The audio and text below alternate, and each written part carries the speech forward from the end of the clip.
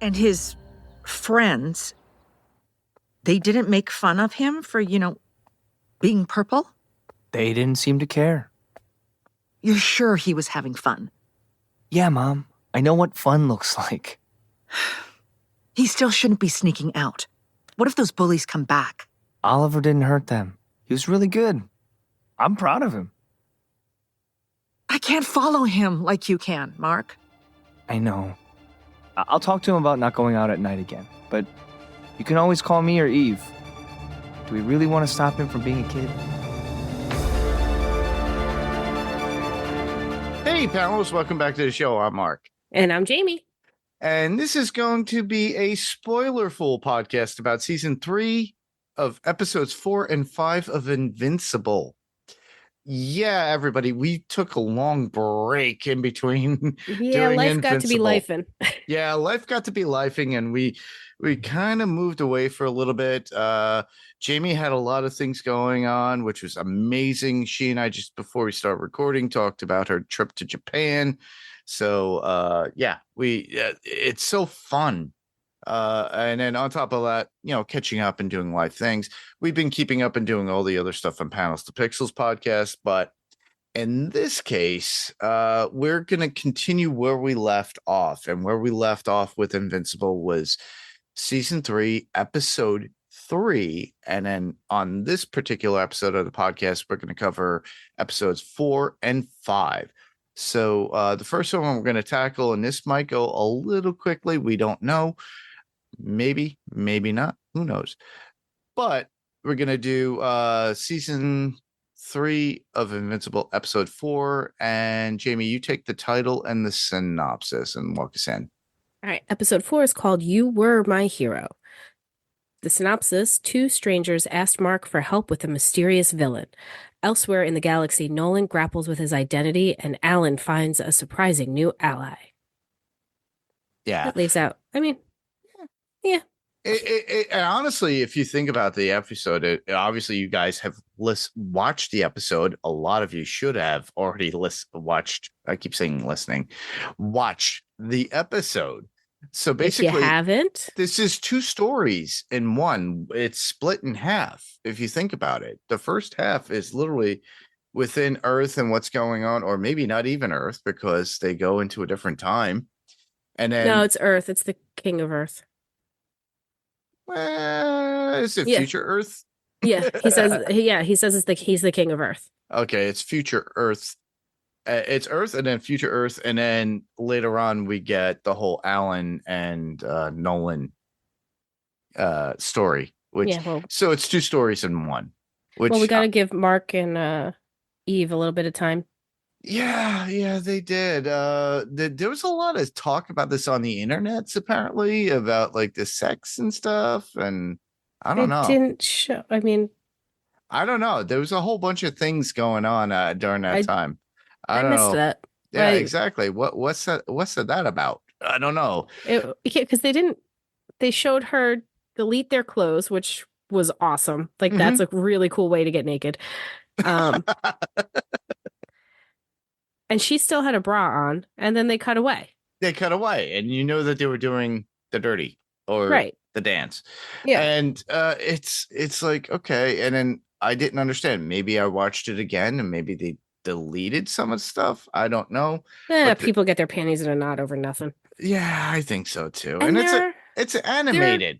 Well, 1, they're animated, and 2, even animated, they're adults. Yes. They're in college. They are. Well, they're of college age. Yes. Eve is in college. Mark has dropped out. But they're of the age where it's not weird.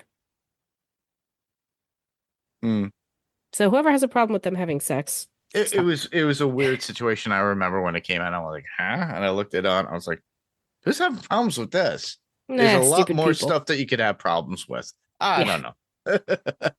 Anyhow, as always, this is a general discussion about the episode. Jayme already gave us the title and synopsis, right? So, yeah, You Were My Hero. Yep. Okay. So, but generally we like to talk about things that we like. So in the very beginning, we get Shrinking Ray and Rex shopping for everyone for the new team, which I thought was funny. I thought it was just interesting with the way he goes like, who drinks black coffee and eats ramen noodles as a meal? Honestly, I don't know anybody that normally does that. Usually that's somebody in college. Yeah, that's a college kid thing. Yeah. Or you're struggling for money thing. Yeah. And apparently, Rex had scurvy at one point. So I thought it was pretty funny because the fact that Ray, it looked like they were showing interest in with one another and they're going out on this. It was kind of them getting together and socializing. And Rex is not usually the one person that people are attracted to or going with. And I thought, okay, this is cute. This is cute. Okay, this is going to go somewhere. And yeah, it was eventually really does. cute. But it also started with them kind of trauma dumping a little bit about their childhood, That is true. which a good chunk of these supers seem to have been taken by the government for their childhood, which Is this like a whole story point within this too, because this really focuses in on Mark and the government and knowing about the additional resources and going after Cecil regarding their actions on spying on him because he's part of that whole thing. Mhm. And Cecil realizing that there is something else out there trying after Mark and the others that are out there. And we find out that Mark attempted to get information from Cecil about spying on the new team. He finds out and he attacks Cecil at that point. Why are you doing this? Well, he thinks because it's been a minute since we watched episode 3. Yeah, But it I didn't ended. reflect. Yeah, it ended with that drone type thing outside of his room. And that's what he caught. And he thought Cecil sent it, which is a very logical thought. Yes. But as we know, it's not Cecil. No. It's other people. And eventually it will come out, everybody. You'll find out. No, we knew who it was. It's what's his face? The one who put everybody together. I can't remember his name because he wasn't in these 2 episodes.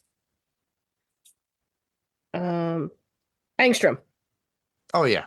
It's Angstrom. We know it's Angstrom. Yeah, but Angstrom's always been a problem all along, but yeah, but Mark doesn't know that. Does he think Angstrom's still dead or hidden? He thinks that Angstrom is dead at this point. Yeah, so he doesn't know that's from Angstrom.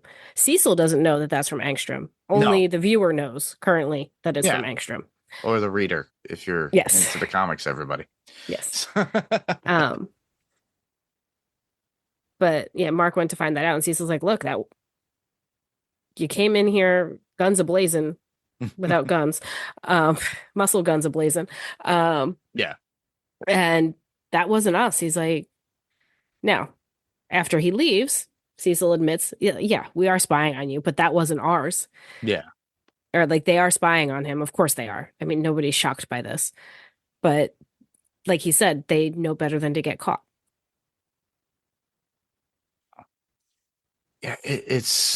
Yeah, there's so much going on within this show and so many sub stories and everything else.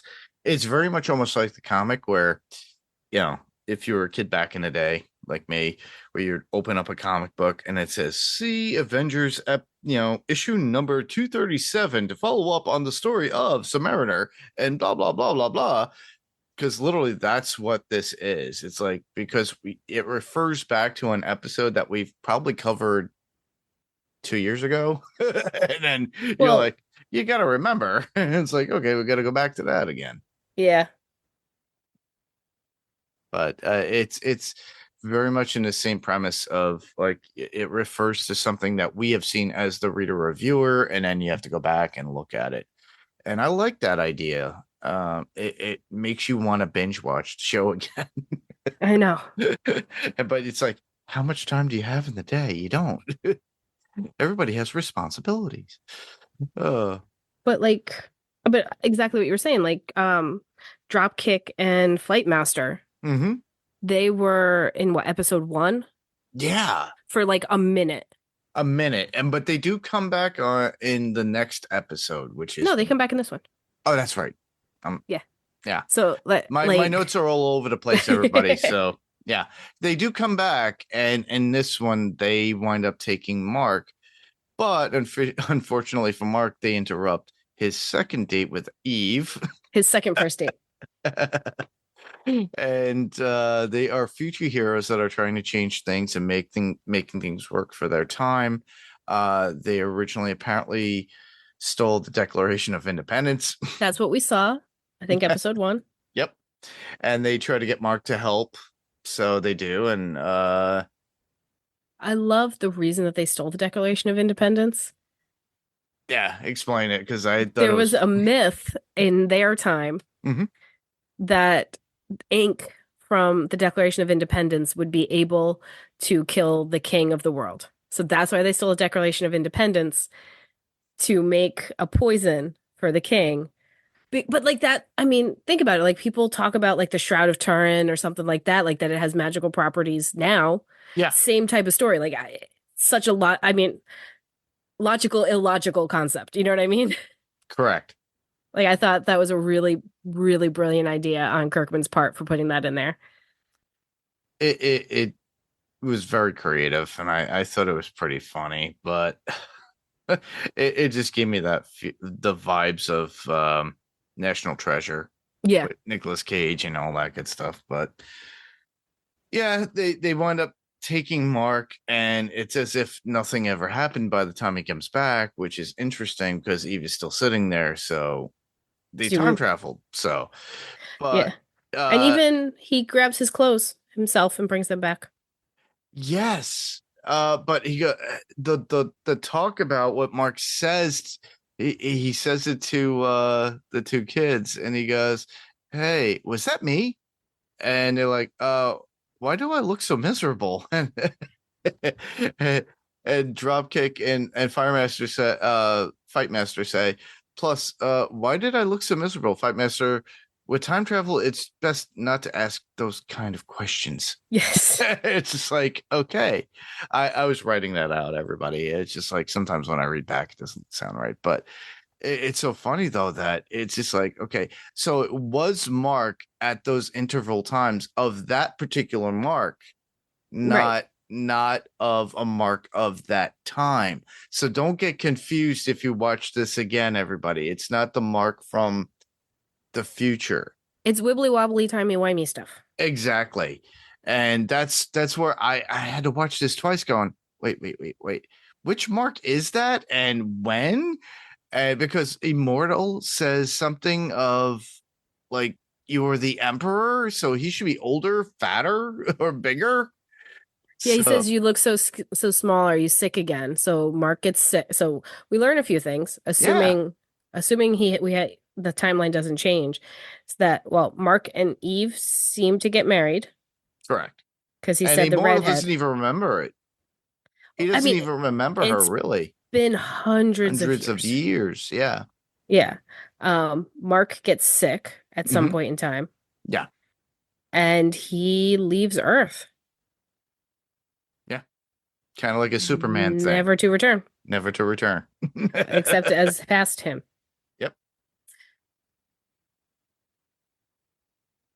But we did learn within the episode itself that Immortal is the king of Earth, because as you watch the episode, it's kind of shaded and guarded of who it is, of how the brothers keep talking about him. Dropkick and Fightmaster don't really say the name. So I don't think they knew it was Immortal. They just know him as the king. Correct, because that's the world that they grew up in. Because they're young in their world, in comparison to where Mark at this point is ancient, and they went to get ancient Mark from a previous time. So I thought it was pretty cool. And the one thing that when Mark is faced with Immortal, he says, Immortal states that, I'm not a Viltrimite, and I didn't want this responsibility. Yeah, I thought it was going to be a Viltrumite, possibly Nolan. Because if they were coming to get Mark, it's obviously not Mark. So I thought it was going to be a Viltrumite, possibly Nolan. But then when it was Immortal, I was like, oh, I didn't even think of that. Yeah, and it was so wild how the events unfold within the episode about this, because literally, they had to get them. They wound up getting arrested. So both Dropkick and Fight Master both tell him, it's like, oh, don't kill all the guards because we need to get taken in. That's the only way to get to see the Yeah. king, and then that's how they do it. And it's so funny how they Mark's like ready to take on all the robots, and they're like, no, we need this, and then they get taken away. So Dropkick and Fight Master wind up being taken away, and Mark is brought before the king, which is immortal, and they're like, oh, we'll be fine, don't worry about it. And they were. They Yeah. had a whole plan. I feel like they've been arrested a few times. They had to have been. So, and that's when Mark has his conversation with Immortal. And it gets to that point where Mark winds up literally ripping the head off Immortal. And how fast it was. Well, he didn't. Okay, one. So when Immortal's talking with him, Mhm. very much reminded me of Hobgoblin from Sandman, the one who Yeah. makes the deal with death. Like, Yeah. it was very much at first everything was great and I was doing good, and then it went Mhm. bad. Like just being around for so long, and then he decides he wants to die. He doesn't want to be alive anymore. The only way to do it is to get someone to come kill him. The only person who knows how to kill him is Mark. So he just He spirals. just gave up. Well, he didn't just give up. He spiraled. He went crazy and decided the only way to get Mark to come would be to be awful. Mm. And it worked. Not the way he thought it was going to work, but it worked. Yeah. And like Mark even said, well, why don't you just yeet yourself into the sun or whatever? And he's like, no, suicide is wrong. Yeah. So basically it's superhero assisted suicide. Literally. Yeah. It's well, they do have suicide pods nowadays. I mean, I don't know if it would work for Immortal. I don't think so either, for the fact that you have to separate his parts. And actually, Mark states that after he takes the head off, he goes, we have to separate all the parts of Immortal. And don't let them get back together. Correct. Because that was the reasoning why he came back originally to begin with. Yep. From after Nolan destroyed everything, and the fact that Immortal knew who destroyed everybody. But he did that, and then next thing you know, he's on his way back to see Eve. Well, there's one thing that Immortal said that I think is important. And it's been like this whole season, it's been a big theme. It's like, what kind of man lets others die because he won't act? There's this constant thing of mostly Mark, but also Nolan and anybody else, like the gray area that these people have to live in. Like they're not, they're choosing the lesser of two evils sometimes. Correct. Like they have to kill for the greater good, but does that, you're still killing. Like at what point do you become the bad guy? Mm-hmm. And it's this weird gray area that they live in that which is why a lot of, people or a lot of other villains are like, well, no, you're the bad guy. Like you did this. You made me evil. Like, yeah, this is a catch-22 because on a lot of that. sees it. Angstrom, Mark, Angstrom sees it as Mark created him and caused him to be evil. Immortal says the same thing. You did this. You made me be the bad guy. I didn't want this life. You gave it to me. And the only way I could see to end it was to cause all of this pain to all of these people. Like, it's your fault that I'm like this. Now, it's not really Mark's fault, but at what Mark seems to, and he kind of dwells on this stuff a lot, like, where is my responsibility? Am I a good person? Am I not a good person? And that comes up a lot in this season. Yeah, it's a lot of duality that he's dealing with throughout it was throughout the comic, throughout the show. It's just something that we're starting to see more and more as the show progresses, because we're only in the third season, everybody. We don't know exactly how many seasons that we're going to get out of Invincible, but for those of you that are really, really into the show, and if it does seem to cease, you could always get the compendiums that are out there of the comic. Now, Jamie's not a fan of the visuals of the comic, I should give it another chance, but I've but I got I a had big TBR sitting next to my bed right now of comics. So so I yeah, I know that feeling. I started getting into Invincible probably within the last 100 issues of the series. Now, mind you, there are multiple hundreds of issues. So I started getting into it, and when the comic shop owner looked at me and he goes, "You're just getting into this and your last name's Kirkman and you have not even read this?" I said, "Yeah, I know I'm kind of behind." He goes, "Yeah, you had a lot to catch up on, my friend." So that's where trade paperbacks come into hand. Everybody, you could get them on Amazon. You could get them at your local comic shop. So local do comic your shops, yeah, way to go go. go to your local comic shop, order it from them, be a patron, do that, keep them in business. Uh, you know, to go to Cave Comics in Newtown, Connecticut, go to Jay and Silent Bob's Secret Stash in Red Bank, New Jersey, wherever you go to get your comics, please. Uncanny if you live near me. There you go. See, in Pennsylvania, you go to Uncanny. So we're just trying to get there. Give comics a chance. Oh, I'm sorry. I'm starting to sound like I'm like trying to preach at everybody. But I mean that's the thing I like about this comic though, is that it's not like Superman, where Superman, and I know it changes later, but Superman always does the right thing. Yeah, Superman is always good. but this is more This is humanizing Yeah, this is why I like this. I like this so much better the than story. Yeah, yeah. Because it plays in that gray area. I like that Kirkman does that a lot. He plays in the gray area.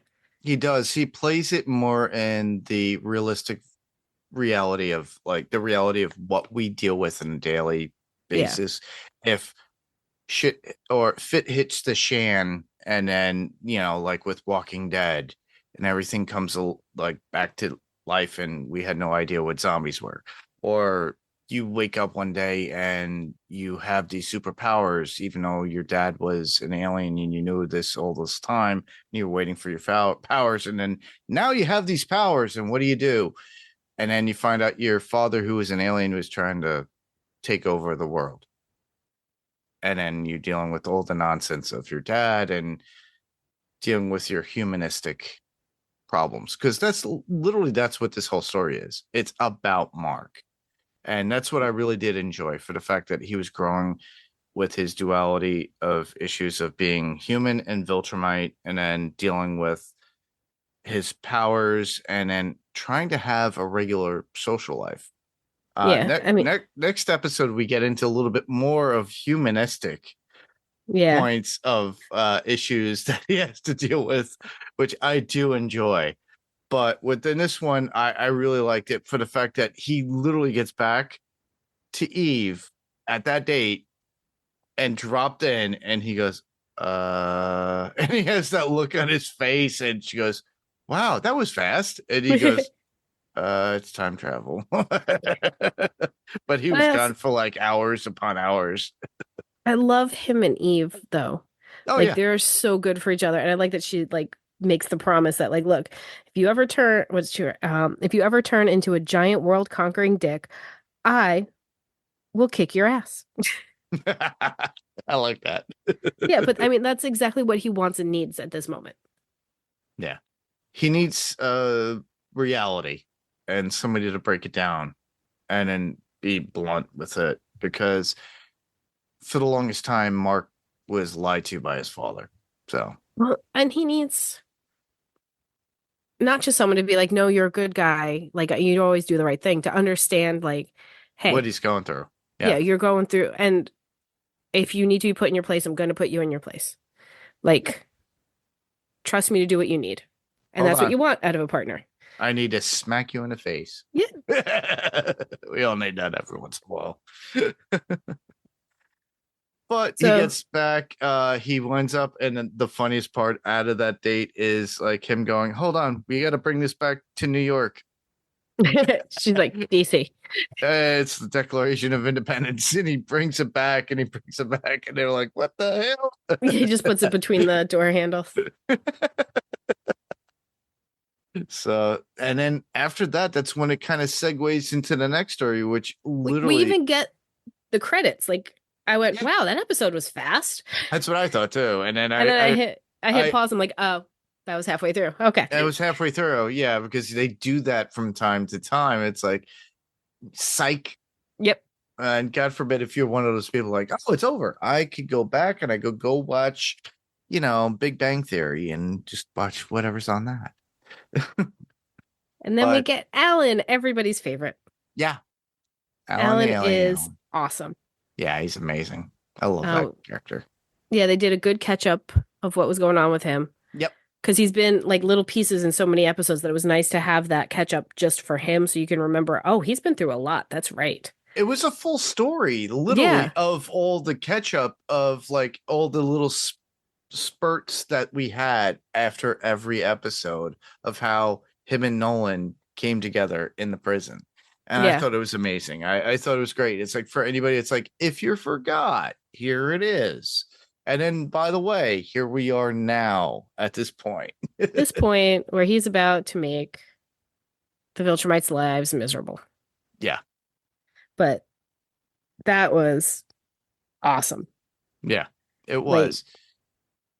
How the Viltrumites were going to kill Nolan was awful. Like, that's an awful way to be executed. Mm-hmm. It was like they were tormenting him over time, Yeah. and then they were going to eventually just destroy him. But at that point, Nolan was willing to take on that. Yep. But Alan was like, no, I'm going to go help my friend. Oh my God. When he goes into Battle Beast's, Yes. he goes into Battle Beast thing and he's like, hey, there's a party going on outside. Yep. Do you want to bring the punch? Exactly. But the funniest is that he let out all the other prisoners before that. They all get wiped out. Yep. He's like, oh. Whoops. Sorry, guys. They thought we're going to survive. No, they got beat out. And then the last person he gets is Battle Beast. Like you said, it's like, there's a party. You want to bring the punch? Yeah, sure. Yeah. And then what happens to Battle Beast at that point? Well, Battle Beast starts taking out the soldiers and he's pissed about it because they were too easy. He's like, you promised me Viltrumites. I need someone worthy of my skills. Yeah. And he's about to attack Alan Yes. because Alan's the only one who's up to his level. Mhm. And Alan's like, wait. I'm just in the wrong spot. We'll go find him. And they do. Like, I mean, Alan makes it so much fun. Like, it could have been so serious and whatnot, but it ended up just being fun. Yeah. But that, like, the fighting in space was so cool. And that double punch squished head thing. Oh, yes. Oh my God, that was so The good. eyes and the chin and the And just oh my squishy and God. squish. That's some of the best gore. Well, that's the only way you could get through it. God forbid if they actually did a non-animated version of this show. They couldn't. It wouldn't be the same. But I thought it was fine with what they did. And at the very end, Alan coming to Nolan's aid at this point and breaking him out. We got Battle Beast. He did his thing. And then Nolan saying to Alan, saying, hey, there are no fewer than 50 real bloodborne Viltrimites. Yep, Left. there's less than 50 left Yeah. in the whole universe. In the whole universe. So meaning that They could be taken out. they could be taken out, and Nolan is one of them, as well as, well, you would see Mark as a half Viltrumite. He's not full blood. He's not full blood. And neither is Oliver. No, Oliver. Yeah, Oliver. Little purple boy. He's so cute. And he's grown. But then at the end of the episode, we do see Mark and Eve in bed. And they go to his house, and Well, they've been at his house, and then Debbie's like, "Hey, guy," or "Hey," hey, she thinks it's just him bringing in. or she knows what's going on. She She's not does. dumb. She's No. just because she waited till it was over and then made it known that she was around. Well, that was the next episode, which we'll get into, but Yeah. with this one particularly, what I'm gonna say is, as we always do, we kind of talked about the episode casually, what we liked, what we loved. Um, I don't have any other notes other than, I just really did enjoy the episode. It was very entertaining, as it always is. The only thing I have left is quotes, but these would be quotes that I have not brought up.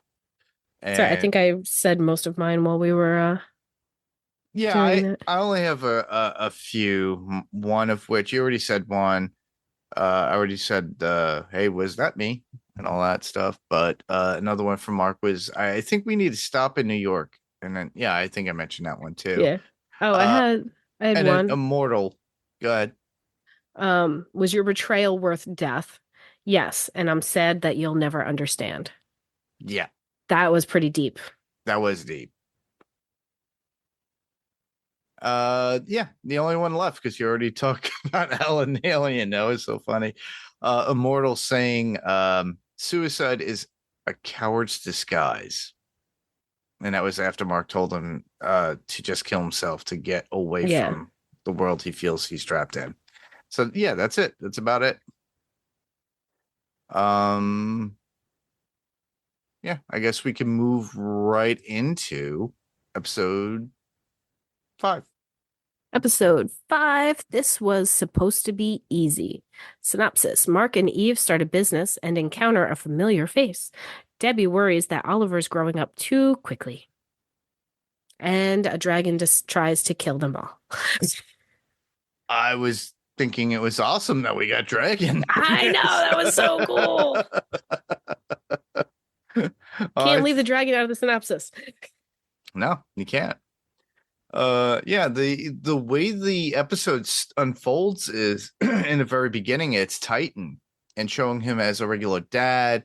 He brings his daughter to school. He meets up with them. He goes to the local deli. Yeah, gets coffee, like a bodega or a something. bodega and everything, whatever, down in that area to drop off his daughter to go to school. It's a regular day. And then I mean, it's got the air of crime lord, like walking around owning the place. Yeah, like Kingpin. But yeah, Kingpin. Yeah. But everything's clean. Everyone's happy. Like it's a good place to be. Yeah. Yeah. And then it kind of shifts off into prison, where we see Multipole and his attempt to break out using his multiple doubles. And I thought that was brutal, but awesome in a sense, the way they were able to do that. Well, especially because if you remember what Duplicate said, is you can still feel the pain that your multiples feel. Meaning he's feeling every time they're dying. And those were some brutal deaths, but the blood coming out and dripping down was so cool. Oh, yeah. And this is not the only time he does this in this episode. Yeah. But the fact is he does it so much. He's feeling this because he's fighting for his life. Literally, for every time he's fighting for his life to be free, to get out, to do what he needs. And just the door opening the way you said, it's just like the body's overflowing, the blood soaking out, and then he's making more of himself to get away, and you don't know where the original is at any given time. You're like, wait, what's going on here? Who's the original? And like the Mahler twins. Yeah, exactly. I miss them. Yeah, I do too. And he doesn't really succeed at all. They wound up collaring him with some sort of power dampening device. Yeah, it's interesting that they didn't have him wearing it before. Yeah. I wonder if they had it for a while and then he proved to be good. Because when Kate came to visit, she was like, look, I was going to talk to Cecil about, moving you out, like helping you, because Cecil has his like rehab program. Yes. Cecil has his like suicide squad program, and she was like, I was going to talk to him about that, and he was like, nope. Hmm. I don't know if he wants to be himself or if it's still the order, like he's sucked into the order. Um, you don't really get what's behind him. We do get a little glimpse of their childhood and how they ended up in the government because their dad went crazy with. I like that aspect about this episode for the fact that it does what Invincible always does, humanizes people and shows them where they came before. We got that with Adam Eve. We got that with a few other characters too within the show, Yeah, but a they lot of the intersperse supers. this. Yeah, and it seems a lot of the supers were taken by the government at a young age, Correct. and they seem to have driven their dad crazy. Mhm. I mean, having toddler twins is hard enough. Having 20 of them, Well, like twins that have the same power to multiply. exactly. Well, they were showing dad like basically sitting on the floor drooling, And then with you have multiple of each these kids. Yeah. Yeah. like they and they're toddlers. They didn't do it on purpose, but No, they they seem didn't. to have driven him mad. Yes. And from what Kate says, he seems to still be mad. Yeah. And Paul hasn't forgiven him for that. Yeah. It's almost similar if you think about this, listeners. I know we covered The Boys and Gen V, and The Boys is kind of messed up too. By the way, that's coming back. Yeah. Again, we'll be covering that. But it's kind of got that twisted sense of like people born with these powers and people not really knowing how to deal with them that are average people. They're not born into it. I mean, They have to deal with it. And then it's just like to the kids or whoever they are they brought into this world, it's normal to them. But the other people are like, what the? And they freak out. Kind of look at the main character's character in The Boys and how his father wound up, they turned him and then he freaked out and then they wound up having to kill him in the end. Spoilers, everybody. Sorry. I mean, throughout not just The Boys, but throughout history, we have always taken people we find to be difficult or complicated and locked them away somewhere. Like that's just Yeah. what humans do. Yeah. I would say right or wrong, but it's wrong. Well, if they're a danger to themselves or others, fine. that But a is lot when of you times, lock them away. Yes. but a lot of times they're not. A lot throughout history, we've done that for people who don't need it, and then mistreated them because we don't know how to. Correct. I do agree with that. All right. But let's move on. We see this. We get that little history of Kate and Multi-Paul's father, and they wind up imprisoning, getting him back and putting him into prison, which is good. But then it segues back to Mark's bedroom. And Eve slept over that night, and Debbie tries to open the door, Mom, and then Eve has to. They have Eve fly. Yeah, then they have Eve fly out and just happen to drop by for breakfast. But Oliver gives it all away with saying during breakfast they kept him up by playing, quote unquote, playing all night. So to me, I love it for the fact it's like a real family thing because you could see Mark kicking Oliver kicking him. That was so funny. It was so family based that it was like, and Debbie knew the whole time. Like she wasn't acting shocked. She wasn't acting surprised. Like it was such a normal, other than the fact that she flew out the window and came to the front door. Yeah. It was such a normal family thing. Like I may or may not have had people, crawl out or done it myself in high school, crawling out of windows. I've done that with my case when I was living with my parents. My friend Tanya, she was there. I was like, you need to sneak out. coast is clear. Go out and ring the door. Yeah. It's like that was it. Mark, so oh really? I was Yeah. like 20 at the time, but I was like, okay. Yeah. It's such a normal thing to do. And to have a little brother rat you out either on purpose or because he just doesn't realize what's going on. I love it. It was such a normal family, lighthearted, fun thing. It was awesome. It felt like normal Yeah. day. And I think Debbie appreciated that by every means known to man for the fact that she needed a piece of normalcy. Yep. And it felt like family to her. And this is something she could parent. Correct. She knew how to handle this. She handled it well. Like, it had nothing to do with anybody with superpowers or anything like that. It was just normal Life. The motherhood in the future she thought she was getting. Yeah. And I did she really deserved appreciate it. because she's awesome. Yeah, she does. And she's got her boyfriend too, which Mark brings up. Still not sold on him. What? I'm still not sold on him. No, not many people are. But I love how that, they were talking about Mark and Eve talking about, hey, we should get our own apartment, we should get a business going. And then next thing you know, it segues to literally Eve at the prison suggesting heroes for hire, which is like a Marvel thing, Luke Cage and Iron Fist. But I mean, to police the prison for the superpowered people. yeah, I mean, what else are they going to do? Is he going to DoorDash? Yeah, wow. That'll be the fastest DoorDash known to man. Oh man, I would love that. Better tip him properly, otherwise he might burn a hole in your window. But would this cheese slide off the pizza going that fast? I don't know. I don't know. Well, Spider-Man had a hard time with that too, if you remember. Oh yeah. He was stuck in a janitor's closet at one point and he was still late.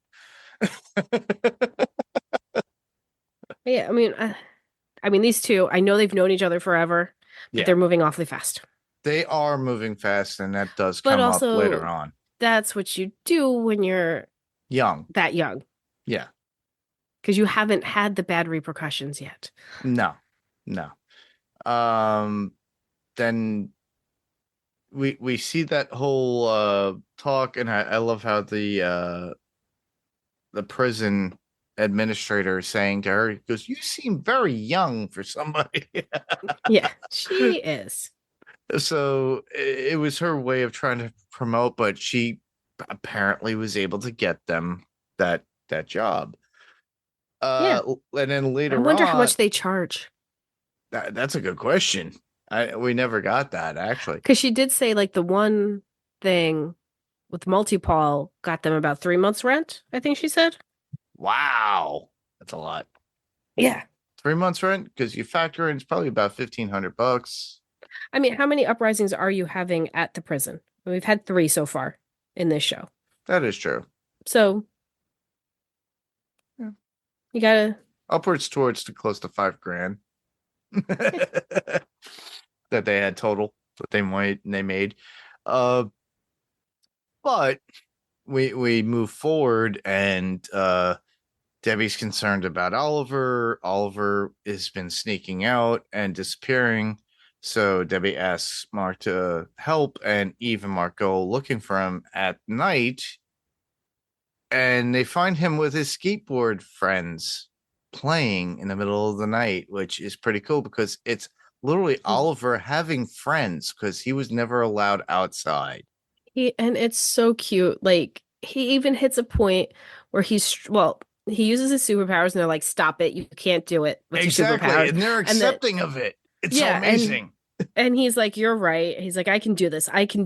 Like, and he tries again. Like, it's so awesome. He's such a good kid. And then when the bad kids, the big bullies come, and you think he's going to hit them, like something's going to go wrong, all he does is pants them. I thought that was amazing. It was I loved it. Great. He didn't hurt them at all. Like, he's such a good kid. Because a few episodes ago, we were a little worried about him. Yes. We were a little worried about. Because he was going over the top like Nolan would and things like Yeah. that. Yeah. But And- now he's reacting and working and making it more human. Yeah. And I think he's showing his human element. Yeah. It was so cute. Even though he's not human, everybody. He's Viltrumite and whatever that alien species was. Right. Yeah. But it's But the he's- influence of Debbie and Mark at this point on him to treat him how he's supposed to be. And I'm loving this. I just hope we don't lose Oliver at any given point because we all yeah. know his life cycle is shorter.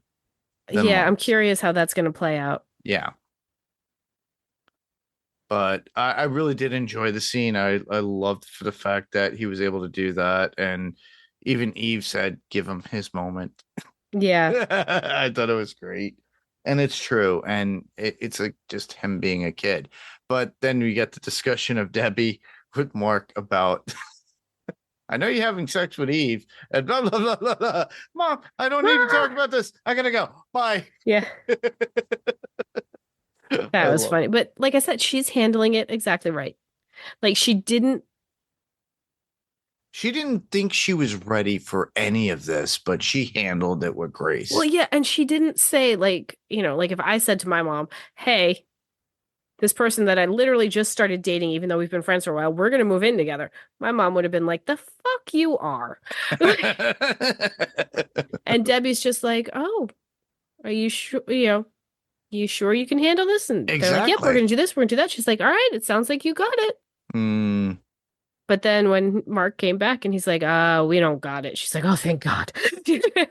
but she loved the idea that he was able to come back into the fold, which was great. Yeah, no, she And- handled it absolutely right. Because if she had blown up on them, he wouldn't have wanted to come back and be No. like, "Hey, mom, this isn't where I belong." And it's not like she doesn't like Eve at all. She does. And I think that's where it works out in a sense that, Mark is meant to be where he's meant to be at this moment. And he also realizes that I need a lot more growing. We both do, but I just love the conversation about, hey, can we just build like a place instead of getting an apartment, get something, putting it in the park, like in the center of town or the city? And she goes, yeah, there's zoning issues. Yeah. I love that she's going to school and learned all that, though. Yeah. She learned a lot. He skipped out on college at that point. Yeah, I mean, it wasn't for him. And we missed out on his friend who you love. I forgot his I name. know. Oh, man. He'll show up again. Everybody He'll show shows up again. A lot of them do. Yeah. Then we segue into Rex cooking for Ray. It was really sweet. His Like, little he comic can be book invitation was pretty cute and interesting, though. Yeah, he can be such a jerk, but he can also Yes. be really sweet. And again, it comes down to how he was raised. Like, he was raised in a weird way where he didn't get a moral compass like Oliver is getting. He Mhm. never got to be normal. Yeah. So he's still trying to figure out how to human. Madzukas portrays the character perfectly Oh. in the inflection of how the character is. I just love it. I loved him from Brooklyn Nine-Nine. I don't know if you guys ever watch it, but I highly recommend it. A lot of people would think it would be off-putting, but to me, I just enjoy it. It's one of those background shows I put on. But Madzukas is in on that, and he plays a crazy, crazy character in that one. But his portrayal of this particular character, which is ripped and torn from how they are, as far as like how they're brought up, how they have to use their powers, and then treated almost like a god at times, and then dumped on all the time, and don't know how to relate to other people. And and that's where this whole Rex and Ray situation is like Ray is more aware about certain things, whereas Rex is trying to catch her attention. And then he makes her this lovely meal, but of course it's from a meal kit. That's fine. but he also had all the books out to do all the other stuff to make, like, salad and everything else. And apparently he stole Immortal's wine from 1762 when they abandoned the HQ at one point. And they Yeah, that was funny. he blew the dust off of it, and she goes, "Oh my god, this is ancient." And then it ended up being gross. Yeah, But they the didn't food like was good, which was cute. that. Was good. But yeah, I thought it was a nice, cute scene after what we got from both Eve and Mark, as well as with Debbie and Oliver, and it kind of meshed in. It was that sense of feel good moments till we get into the brutal part of what we need to get into, which is the last part of the episode, Yeah. which is The takeover between Titan, Machine Head, and Mr. Liu. Liu or Liu, Lou. that was it. Yeah. I was like, yeah. He's got the metal underjaw chops. Yeah, like he comes into Titan and is like, "Hey, you don't do what I want, I'm gonna hurt your family." Yeah. Like he's Which was what was shown to us in the very beginning, everybody, when you saw Titan with his daughter and they were Yeah. going through as being a mobster and kind of like a kingpin with the bodega and everything else. a mobster with a heart of gold. Yeah. So basically a mobster with a heart of gold, like Jayme said. And the fact is, it's showing that he has a conscience, whereas Mr. Liu doesn't. And he's there to do whatever he needs. So this is part of his situation of trying to break out Multipole from the prison because he was the person that wanted Multipole out. And Like, he's telling Titan he's got to do that, but that's not the only thing he's going to have Titan do. oh yeah, Like he's still going to be running the show. correct.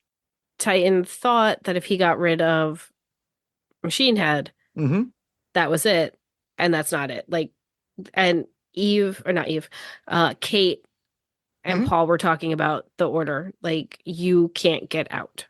No, You say you're getting out, and you're not. correct.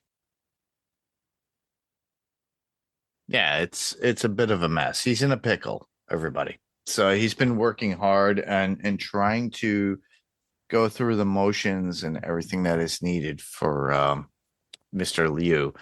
And now he's kind of put him on the wayside, but now he's being forced. So yeah.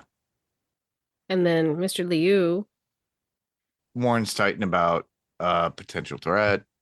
and then decides, nope, you're not doing it. I'm taking it in. Well, Titan comes to he Mark. goes or calls Mark. He asks Mark for help at one point. Does he call Mark right away, or does he go to the prison and meet Machine Head first? He meets Machine Head first, I believe. Yes. Yeah, but he goes to Mark for help, and Mark's like, "No, you're a bad guy." Yeah. And Titan's like, "No, look around. I've made this better. You want me here. Everything's better because of me being in charge. You need to back me." And Mark is saying, "No, black and white, you're a bad guy. You're going to jail. Not only am I not helping you, but I'm going to lock you up." And then Mr. Liu gets tired of waiting and decides to turn into the giant dragon. Yeah, Dragon is so cool. He has his bodyguard like protect his human body as he turns into the dragon. Yeah. And then he takes off and he goes to the prison. That's where Mark and Titan are. Yep. And he attacks. So, not to make a pun, but it's the attack on Titan. And they wind up going after. I didn't even put that together. So they do that. And they have a full blown out battle, which is amazing too, by the way, everybody. These are the best scenes in animation that we get in this episode. And I thought, oh, this is great. Oh, this is great. Oh, big boom, boom, boom. Even Titan's getting to the point where his like stone armor is breaking off. Like it's Yeah. like looking at the thing where the thing's bricks are pulling off and you're seeing the flesh. You're getting that. That to me was like, oh, this is amazing. It can only pull this off in animation or in comic book, because if they did this in CG, guess what? It would cost Marvel another $1 million to $3 million. Yeah. The animation, what they can get away with the animation is excellent. Like this show needed to be an animated show. There was no way it could be It live had to. action. Yeah. So we get this cool scene battle and everything. And it gets to the point where Machine Head showing up and going after Mr. Liu, and having someone by his side to do so. It was Mr. Liu's one of his henchmen that did a double cross. Yep. With the bodyguard. And they kill Mr. Liu. And then the dragon just disappears at this point during the battle. Just poof. Poof. Gone. And then Titan thanking Mark for the help and leaving with Mr. Liu's double crosser at that point. Yeah, Isotope. That's what, yeah. I oddly enough, I don't know if you experienced this, Jayme, but with Apple TV that I have an Apple TV. I don't have my Roku. It doesn't have the Prime thing where you could actually look and it tells you all the information. Oh, anymore. no. When did they get rid of that? I don't know. I have a Fire TV, so I have an Amazon TV. It's still there for me. Ah, okay. I don't have that on my Apple TV. Everybody, when I go into the app, into the Amazon app. No, So, that's the best thing about podcasting on an Amazon show is that you can't remember somebody's name. You just hit pause. It's right there. exactly, but it doesn't have that there anymore. And I've done so many updates since. So I'd be lost. that's how it's been since the last time we podcast. Oh no, watch it on your computer. But I had to research and I was like, it forced me to look up who is this person, what were they are. And I had to do all the research and I'm like, oh my God, what happened to that part? That makes life so much easier with writing notes. Yeah. I always sound like I know who I'm talking about when I watch this show. Exactly. We sound what we do when we are in podcasting land, but it's funny. Yeah. So yeah, I had encountered that and I couldn't figure out who the double crosser was, but we see Machine Head at the very end in a suit and everything else. It's like he's the new boss in town. That's exactly what he said. Like, I killed Mr. Liu, so I take over his thing. You all have to listen to me. I'm the one in charge. And that's for the Order again. Yeah. And we don't know too much about the Order. Yeah, there's not much information there. They're like the opposite of the Guardians. They're the bad guy supers. Yeah. Correct. And it just blows my mind when they kind of do that kind of thing. But then Titan comes in and he's like, I want out. Like, you couldn't have done this without me. That is true. I want true. out.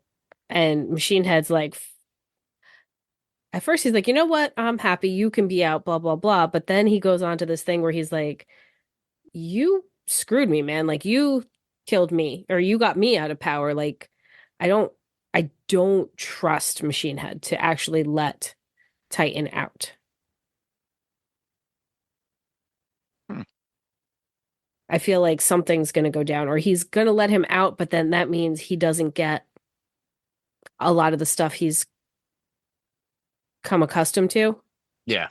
Because I think some of the control he's had at keeping the area clean and everything in order was because it's part of the Order. No pun intended there. Yeah. But if they say, hey, look, he's out, he's just the mayor or whatever, he doesn't have our backing anymore. I'd wonder how many people are still going to follow him.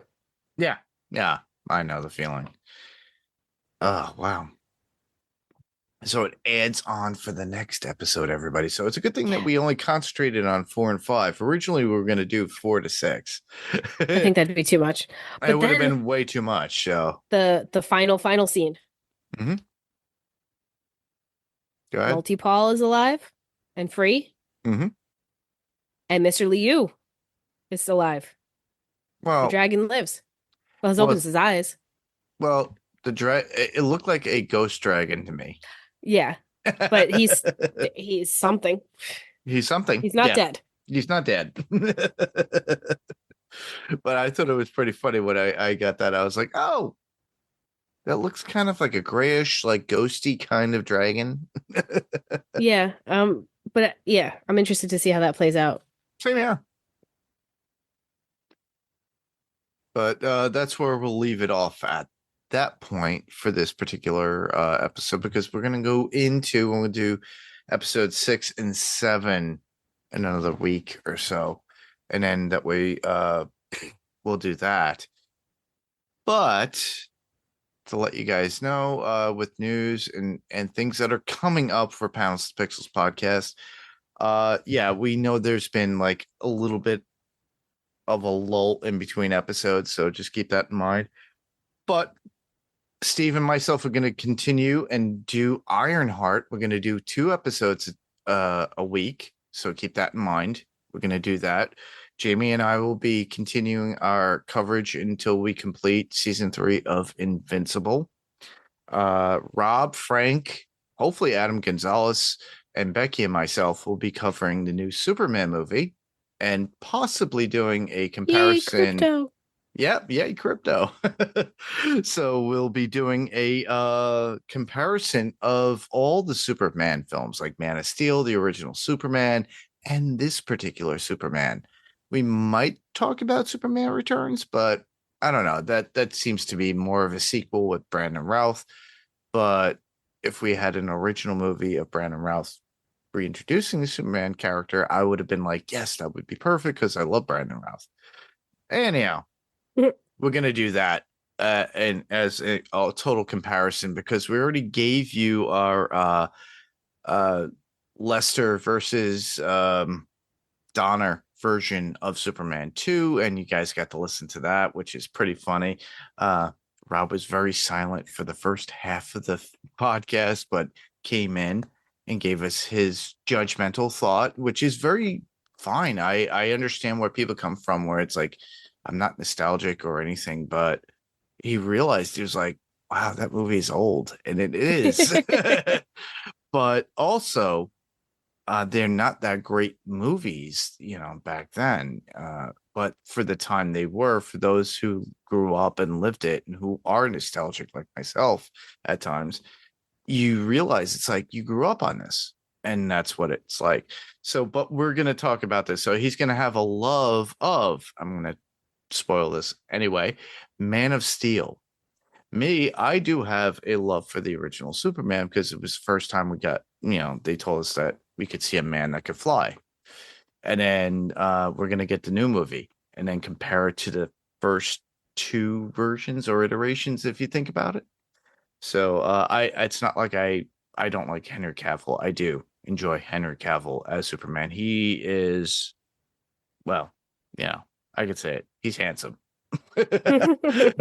And if I could be him, I would want to be him, because a lot of women think he's beautiful and handsome, but he's also a geek. Everybody keep that in mind. He builds computers.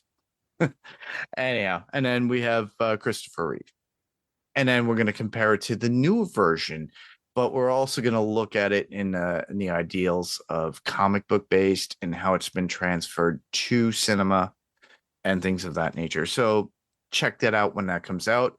Jayme and I will be doing Sandman cast. Yay, Sandman. So Sandman season 2 is coming out July 3rd. So Jayme and I will be tackling that. We'll be doing that 2 episodes per episode, 2 episodes of the show per podcast episode. And that will be on Podcastica for the Sandman cast, as well as Pounds to Pixels podcast. So it's a collaborative. So keep that in mind. So whatever you hear there is going to be heard here as well. But please hear it where you can hear it here. So give us some final listens. season, which is sad. It is the final season. There is a lot of controversy going on with Mr. Neil Gaiman, Which is also sad. which is also sad. And I got to meet the man twice, and I have no clue. I think the last time me and Jayme had spoke about Neil Gaiman, at that point, we were talking about his music that he was promoting for his new band. And I And went to see him in New York City. oh, yes, you did. And then the whole thing came out about Mr. Neil Gaiman. We are going to not talk about Mr. Neil Gaiman as far as everything that's been going on with him when we do discuss the show. We're just Yeah, going to it's talk about the material itself and the love of the work that was done within the show and the writing, and that is all. We'll just keep it at that, keep it a little bit more professional, and we'll see what happens with the outcome with that stuff. But other than that, if you go to piratecoreentertainment.com site, obviously it's still under construction. I still have to get work with AI apparently to get everything going, but we have other podcasts, Dinner with Her or with Her. Yeah, that's exactly what it is. That's the podcast with Mandy and her friends, and they talk about independent women within history and their effect upon history as being women, and doing some dishes and dinners that they do, and their impact on society as a whole, which is amazing. So check that out. Dinner with Her. You can find that on the Pirate Core Entertainment podcast, as well as What's On Tonight. And that's on the Pirate Core Entertainment podcast, or as well as What's On Tonight podcast. So I believe Becky's been putting that out. So check that out. They finished up The Pit, which was amazing. So check that out. But they are doing The Better Sister that is out there as well. I haven't heard of that. Oh, it's it's a really decent show. Where is that? Hold on, let me take a look, because I did watch the whole thing and I forgot where I found it. The Better Sister. That could be found on Amazon Prime with your subscription. And it has Jessica Biel, Elizabeth Banks, Kim Dickens, and Gloria Rubin, Corey Stoll, if you remember from Ant-Man or Ant-Man and the Wasp, Quantumania. He missed out on the second. I'm going to have to check this out. This looks good. And It's then listen to the podcast. Yeah, it's a murder mystery style kind of show. Interesting. Something that kind of Jessica Biel was doing long before, which I really did enjoy what she did with Sinner, The Sinner, which came out in 2017. And that became a show that went on and on and on. Jessica Biel doesn't seem to act too much, but when she does, it's very pivotal. Yeah, she's got the ability to choose her stuff. Yeah. And Elizabeth Banks herself, I think, is both of them beautiful, but equally talented and very much aggressive with the work they've done. If you, Elizabeth Banks literally did Cocaine Bear, everybody. You all know that. We covered that on Adrenaline Cinema podcast, and so did Daphne and Paik on Run for Your Lives, but we did it first. It was pretty funny when we actually did cover it first. I saw it like a week after it came out at a matinee, and not many people were there. But Elizabeth Banks is very, very creative. She tried to redo the Charlie's Angels, that whole series or movies. It didn't do well, but you know, she made an effort. But I think she is very creative, and I think she's very talented. A very good comedic actress or actor, in my opinion. A lot of people don't see it, but I do. Other than that, we are coming at you with more music stuff for the Pirate Core Music Podcast. So look forward to more stuff with that, related to that.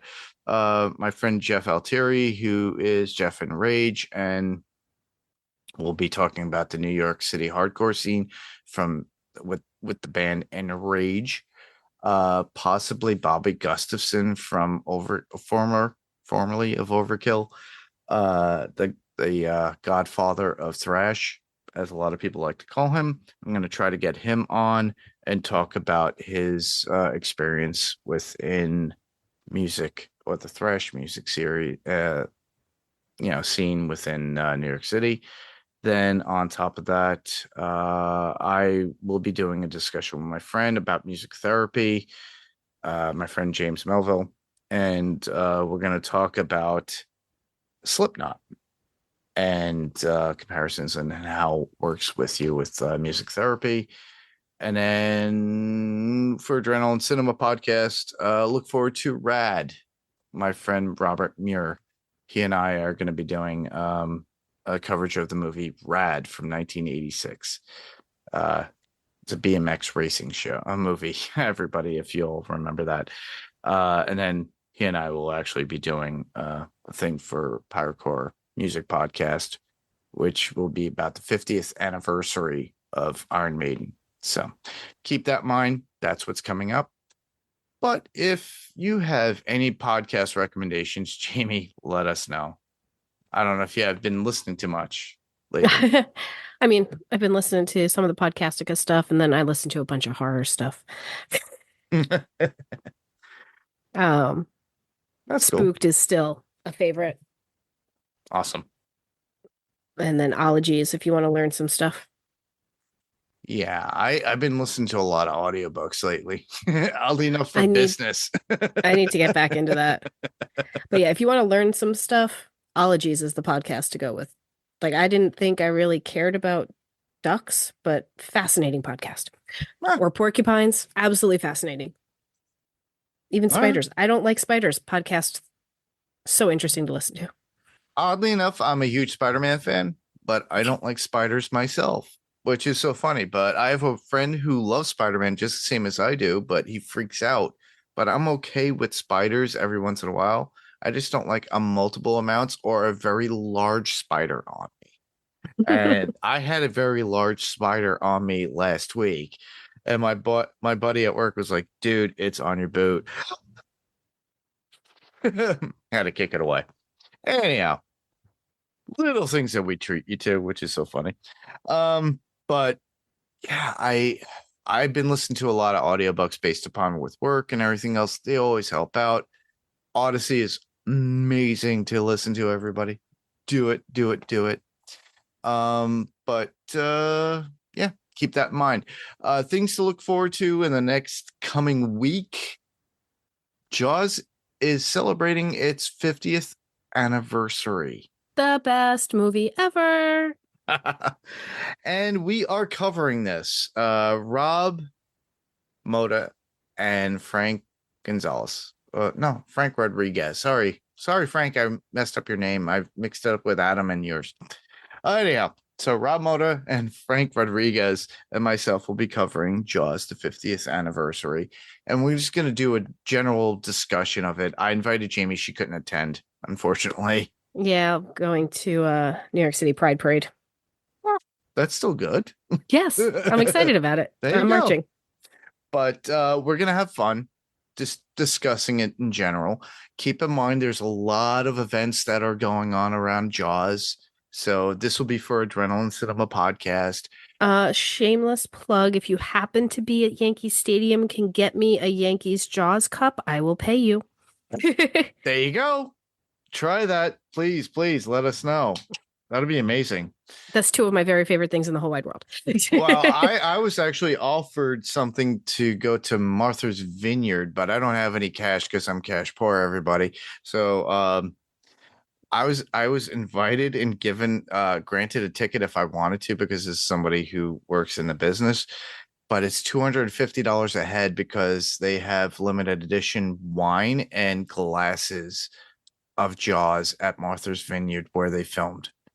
That's so cool. And I was just like, I have to say no, because I didn't want to be one of those like a leech or something to somebody that's part of the industry. I was like, nah, I think you. But there is beer out there that you could actually buy in local distributorships. And a lot of movie theaters have popcorn buckets and drink cups and stuff like that. Exactly. AMC Which theaters. reminds me, I need to So- go to my theater because they didn't have it yet when I was there the other day to watch 28 Years Later. Oh, but if you go to, like, let's say, Jayme, if it's AMC merchandise has a website, so you can buy directly from them. Yeah. It's And same actually thing what's with next to me Cinemark. is Marcus. I have a movie tavern next Oh, to me. okay.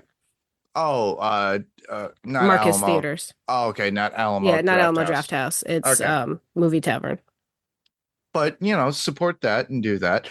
But there is a lot of Jaws merchandise out there. There's Jaws beer, there's Jaws wine, there's a whole bunch of Jaws stuff out there that you could get right now, but you could pre-order it if you can't get it locally. So go online and search for it. You'll find it, and you just have to order it. It might be a little bit more money because it's kind of late in the game. You had to do it before. But the one at Martha's Vineyard was only for invite only, and it was $250 a head. And That's a lot. And then you had to you got a bottle of wine, and you got a limited edition glass that had Jaws on it, and it had something really quirky about it on it, which is so funny. And then they had the museum there too, by the way, which was interesting that I was told about because it was stuff that Nicotero had done as body doubles of Quint and the guys in the boat as they were overlooking on the boat itself onto the shore. That's so cool. It is. So Jaws is celebrating its 50th anniversary. If you're able to go to a movie theater that's celebrating it and playing it, go see it. Yeah, I believe it's what did they say? Memorial Day weekend they're going to be playing it for? Well, we're coming up on July 4th this coming week. Which is when the movie takes place. Yeah. So that it'll be out then. You could go to the drive-in theaters. They're doing them as well. Up by me, the Overlook movie theater is there, as well as the Hyde Park movie theater. They are playing those. So that's from what I'm told. Yeah, if you're in PA, I know the Colonial Theater where they filmed The Blob is playing it. Awesome. But support it. This is always fun. Even if you're out in your pool and you got your projector and you got that blow up screen, put your Blu-ray DVD onto it and just project it and then put it out through your speakers, outdoor speakers. I know some of you people I have decent sound systems. I set them up all the time, everybody. That's what my job is. I do professional, premium home theater installation for outdoor, indoor, everything. And I've seen this stuff. People have a great time with this. Do it. Have fun. Have fun with your kids. If they've never seen it before, show them. And honestly, think about it. Jaws, not very bloody, not very disgusting in any way. It's very thriller.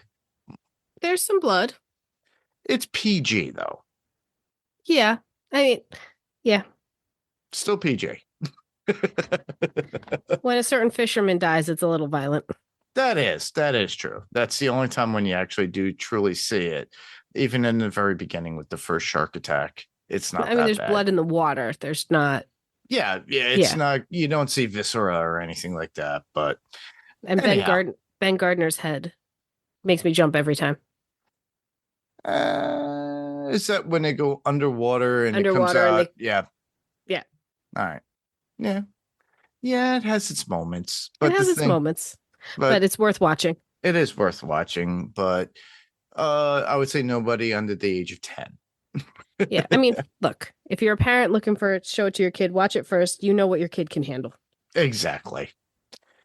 But check that out. These are the things that are coming up. This is what we're doing.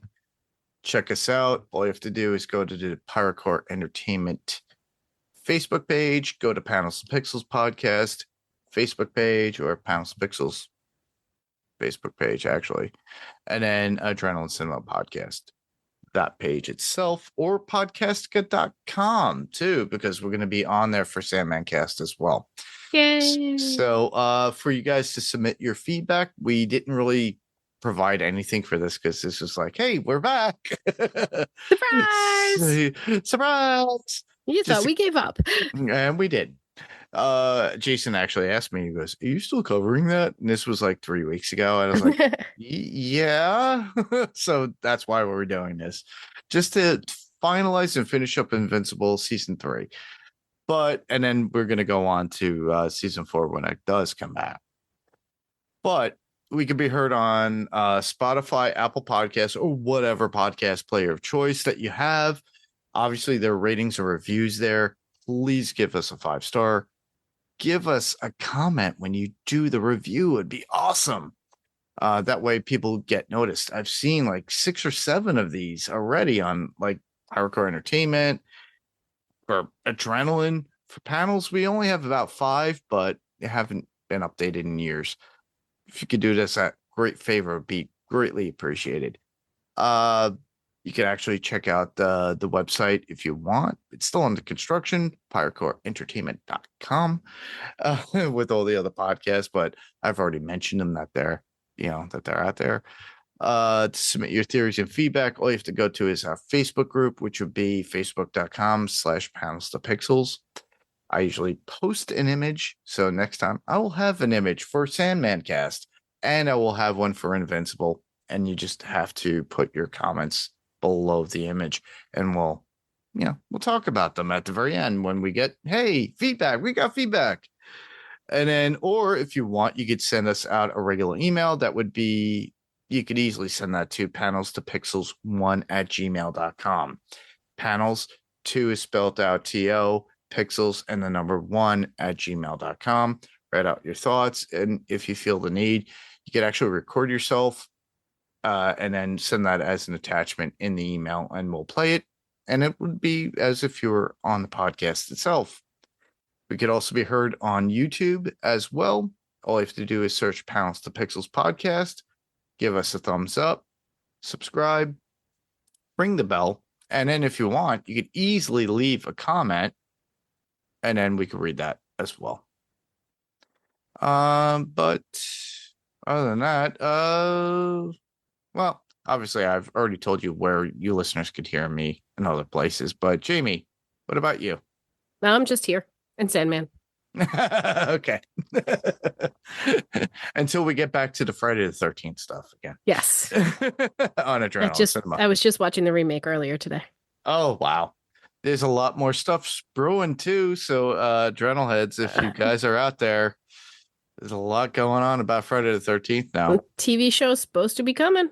It's supposed to be. That's back alive again. I really thought that was dead in the water, no pun intended, but it seems to be alive. Yeah, Linda Cardellini is apparently set up to be Mrs. Voorhees. Yep, I'm not gonna believe it until I see it, but I'm Same hopeful. here. Yep. With that, anyway, that was our show. And I'm sorry you guys had to listen to the last end. I was drawing. But we were having fun. We wanted to keep you guys updated. But I just want to thank everyone for listening. I'm Mark. And I'm Jayme. Same podcast, different panel, different pixel. And this was Panels to Pixels podcast. We'll see you on the next panel. Good night, everybody.